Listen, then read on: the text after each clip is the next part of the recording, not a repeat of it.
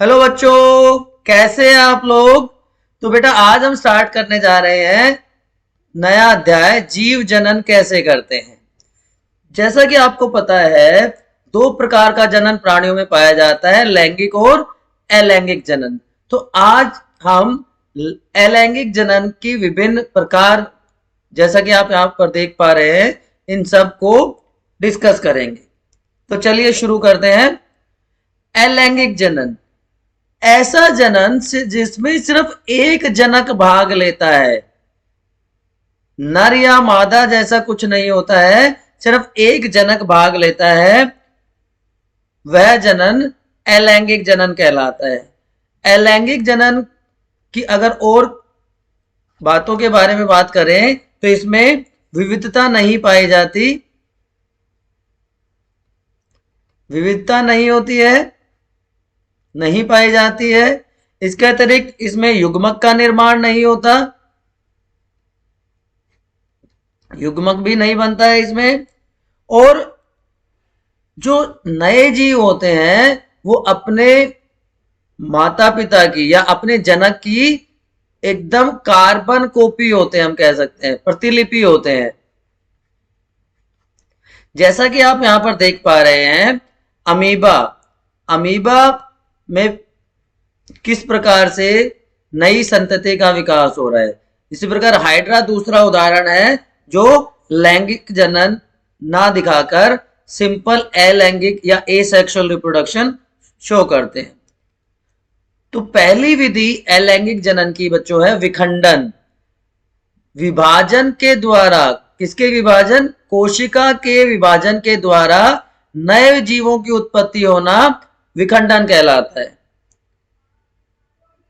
इसमें दो प्रकार का विखंडन देखने को मिलता है। पहला है द्विविखंडन और दूसरा है बहुविखंडन। अमीबा जो कि एक कोशिकीय जीव है, उसमें पहले केंद्रक दो भागों में डिवाइड हो जाता है, टूट जाता है, और उसके बाद जो जीव द्रव्य है, साइटोप्लाज्म है, उसके भी दो हिस्से हो जाते हैं और इस प्रकार दो नई कोशिकाएं बनती हैं। तो क्योंकि एक कोशिका से दो कोशिका का निर्माण हुआ, इसलिए इसे द्विविखंडन या बाइनरी फिजन कहा जाता है बच्चों। दूसरा उदाहरण आप लेशमैनिया का ले सकते हैं। लेशमैनिया में एक निश्चित तल पर, फिक्स्ड ओरिएंटेशन पर ही ये डिवीजन होता है, ये विभाजन होता है। अमीबा में ऐसा कोई निश्चित तल नहीं था, कहीं से भी वो विभाजित हो जाता है, लेकिन लेशमैनिया में एक निश्चित तल पर ही ये विभाजन होता है। तो ये मुख्य अंतर है अमीबा और लेशमैनिया, जो कि दोनों ही द्विविखंडन दिखाते हैं, लेकिन दोनों में प्रक्रिया थोड़ी सी अलग होती है। दूसरा प्रकार है विखंडन का बहुखंडन, मल्टीपल फिजन। वहां पर हमने देखा था एक बार केंद्रक का विभाजन हुआ और एक बार ही जीव द्रव्य का विभाजन हुआ, परंतु यहां पर केंद्रक बहुत बार विभाजित होता है। जब तक कि कोशिका के जीव द्रव्य में जगह होती है तब तक वो विभाजित होता रहता है। तो केंद्रक का बहुत बार विभाजन होता है, परंतु जो जीव द्रव्य है, जो कोशिका द्रव्य है, वो सिर्फ एक बार विभाजित होता है। और इस प्रकार ये जो नए सारी केंद्रक बाहर निकलते हैं, हर केंद्रक एक नए प्लाज्मोडियम में विकसित हो जाता है। प्लाज्मोडियम आपको पता है मलेरिया कोज करने वाला परजीवी है। तो विखंडन दो प्रकार का हो गया बच्चों, द्विखंडी और बहुखंडी।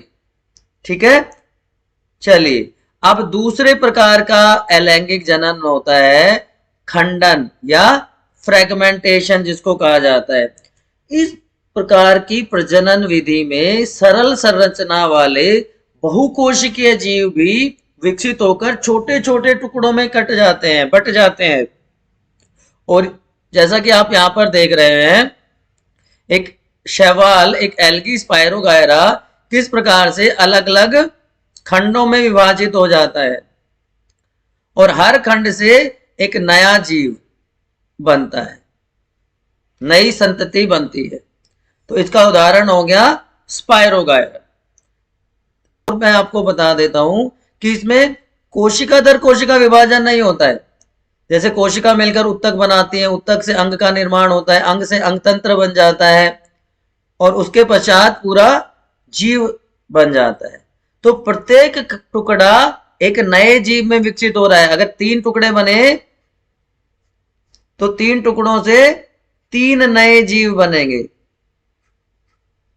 ठीक है, ये खंडन होता है। लेकिन यहां पर देखिए पुनर्जनन, रीजनरेशन, तीसरा प्रकार है अलैंगिक जनन का। जो पूर्ण रूप से विभेदित जीव हैं उनमें कायिक भाग से नए जीव को बनाने की क्षमता होती है। मतलब यह है कि अगर किसी कारण से जीव का कोई हिस्सा क्षतिग्रस्त हो गया, जैसे आप प्लेनेरिया में या हाइड्रा में देख पा रहे हैं कि अगर उसका कोई भाग क्षतिग्रस्त हो गया, टूट गया, कट गया, अलग हो गया, तो सिर्फ वो भाग दोबारा से बनेगा, पूरा जीव दोबारा नहीं बनता है। अगर हम प्लेनेरिया या हाइड्रा जैसे किसी प्राणी को कई टुकड़ों में काट दें तो प्रत्येक टुकड़ा विकसित होकर पूर्ण जीव का निर्माण कर देता है। यह प्रक्रिया पुनर्जनन या रीजनरेशन कहलाती है। ठीक है, तो पुनर्जनन थोड़ा सा अलग है फ्रेगमेंटेशन से। वहां पे हर टुकड़ा नया जीव बनाता है, यहां पर सिर्फ जो भाग टूटा है, कटा है, अलग हुआ है, वही दोबारा से बनता है। जो पुनर्जनन है उसमें एक और प्रक्रिया हो जाती है परिवर्धन। जब विशिष्ट कोशिकाओं द्वारा यह संपादित होता है तो यह परिवर्धन कहलाता है। परिवर्धन जो है बहुत व्यवस्थित और क्रम रूप से होता है, इसलिए इसे डेवलपमेंट या परिवर्धन कहा जाता है। अगला प्रकार है अलैंगिक जनन का, मुकुलन, बडिंग। अभी आपने क्या देखा था, देखिए हाइड्रा यहां पर भी था और हाइड्रा यहां पर भी है। तो हाइड्रा में दोनों चीजें होती है, देखिए पुनर्जनन भी होता है और हाइड्रा में मुकुलन या बडिंग भी होती है, क्योंकि हाइड्रा में पुनर्जनन करने वाली क्षमताएं भी थी। तो कुछ जीवों में कोशिकाओं के नियमित विभाजन से एक स्थान पर उभार बन जाते हैं। इन उभारों को मुकुल या बड कहा जाता है। ठीक है, ये बड या ये मुकुल वृद्धि करता हुआ नई संतति, नए जीव का निर्माण कर देता है। तो हाइड्रा में भी मुकुलन होता है और यीस्ट में भी मुकुलन पाया जाता है। ठीक है, याद रहेगा आप सबको। चलिए, इसके बाद अगला आता है बीजाणु समासंग। बीजाणु समासंग, जिसको स्पोरुलेशन भी कहा जाता है। बीजाणु समासंग को हम अंग्रेजी में स्पोरुलेशन कहते हैं या स्पोर फॉर्मेशन कहते हैं। स्पोर बनने की प्रक्रिया स्पोरुलेशन कहलाती है बच्चों। ठीक है, तो बहुत सरल बहुकोशिकीय जीव कैसे हैं? सरल हैं, परंतु बहुकोशिकीय जीव हैं, मल्टी सेलुलर ऑर्गेनिजम्स होते हैं। और इसका सबसे बढ़िया उदाहरण है राइजोपस। राइजोपस में ये पाया जाता है बीजाणु समागम। तो इसमें क्या होता है बच्चों, इस प्रकार से संरचना बन जाती है जिसको बीजाणुधानी कहते हैं। इस बीजाणुधानी में बहुत सारे बीजाणु पाए जाते हैं, बहुत बड़ी संख्या में। अब बीजाणु के चारों तरफ एक मोटी भित्ति होती है। ठीक है, क्योंकि ये बीजाणु इस बीजाणुधानी के फटने के बाद इधर उधर फैल जाते हैं, तो ये भित्ति इन बीजाणुओं की रक्षा करती है। लेकिन जैसे ही अनुकूल परिस्थितियां मिलेंगी, फेवरेबल कंडीशंस मिलेंगी, तो ये जो भित्ति है ये अलग हो जाएगी, हट जाएगी और एक नए जीव का निर्माण हो जाएगा। ठीक है, तो ये कुछ विधियां थी अलैंगिक जनन की। अब एक अलग प्रकार की विधि होती है जिसे कायिक जनन या कायिक प्रवर्धन कहा जाता है। ठीक है, ये जनन की एक नई प्रक्रिया है जिसमें कम समय में बहुत सारे जीव बन सकते हैं। मुख्यतः पौधों में कायिक जनन या कायिक प्रवर्धन पाया जाता है। इसे वेजिटेटिव प्रोपगेशन भी कहते हैं।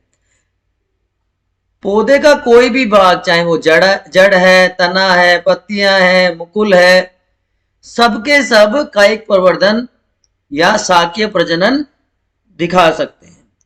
इसका सबसे बड़ा लाभ यह है कि बीज रहित पौधे जैसे केला है, गुलाब है, चमेली, संतरा भी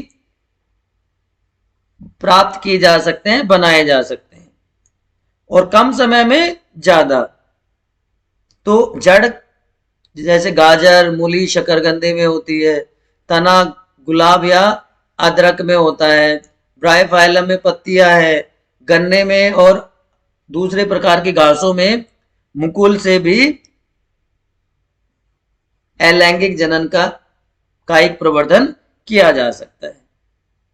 चलिए अब एक एक करके हम इसके बारे में बात करते हैं, ये किस प्रकार से संपन्न होता है। देखिए, अगर आपने देखा हो कुछ पौधों की जो जड़ें हैं जैसे गाजर या मूली है, उनको अगर दबा दिया जाए तो उनसे नया पौधा बन जाता है। इसी प्रकार गुलाब के पौधे में आपने देखा होगा कि उसका एक छोटा सा हिस्सा अगर कट करके जमीन में गाड़ दिया जाए तो उसे नया गुलाब बन जाता है ना। ब्रायोफाइलम जिसको हम पत्थर चट्टा भी कहते हैं, अगर पत्थर चट्टे की कोई पत्ती अलग होकर जमीन पर गिर जाए तो कुछ समय बाद वहां से नए पौधे का निर्माण हो जाता है। ठीक है, अब जो तना है उसमें दो प्रक्रियाएं होती है। एक प्रक्रिया कहलाती है पर्तन या लेयरिंग और दूसरा कलम लगाना, सबने सुना होगा ग्राफ्टिंग कहते हैं। तो ग्राफ्टिंग या कलम लगाने में दो अलग अलग पौधों को लिया जाता है।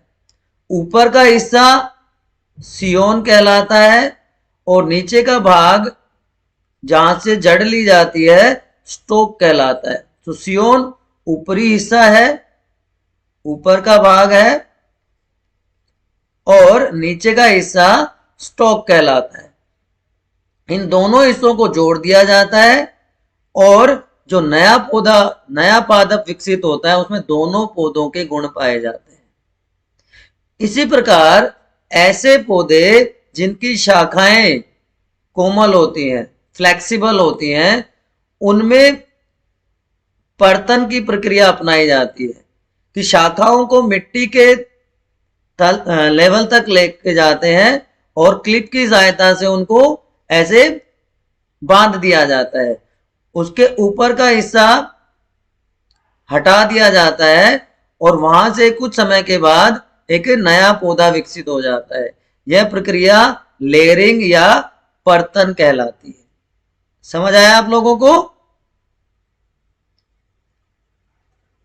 ठीक है, तो देखिए आप अलग अलग विधि द्वारा, अलग अलग तकनीकों द्वारा किस प्रकार से पौधे उत्पन्न किए जा सकते हैं। जड़ से, तने से, पत्थर चट्टे की या ब्रायोफाइलम की पत्तियों से, गन्ने के मुकुल से, पर्तन और ग्राफ्टिंग या कलम विधि द्वारा। ठीक है, इस प्रकार हमने देखा कि किस प्रकार से अलैंगिक जनन की विभिन्न विधियां होती हैं। अगले भाग में हम लैंगिक जनन के बारे में पढ़ेंगे। इससे पहले मैं आपको लैंगिक और अलैंगिक जनन के जो मुख्य अंतर है एक बार बता देता हूं। लैंगिक जनन में दो जनक पाए जाते हैं, नर और मादा के रूप में, जबकि अलैंगिक जनन में एक ही जनक होता है। इसमें कोई युग्मक नहीं बनता, युग्मक का निर्माण नहीं होता, जबकि यहां पर जायगोट या युग्मक का निर्माण होता है। इसमें विभिन्नताएं नहीं आती है। लैंगिक जनन विभिन्नताओं का खजाना है, जिसकी वजह से नए गुण, नए कैरेक्टर्स डेवलप होते हैं। तो विकास में, जैव विकास में इसका कोई योगदान नहीं है, जबकि ये जैव विकास का महत्वपूर्ण हिस्सा है। उम्मीद करता हूं यहां तक की चीजें आपको समझ आई होंगी। फिर भी अगर कोई डाउट आपका रहता है तो आप कमेंट सेक्शन में पूछ सकते हैं।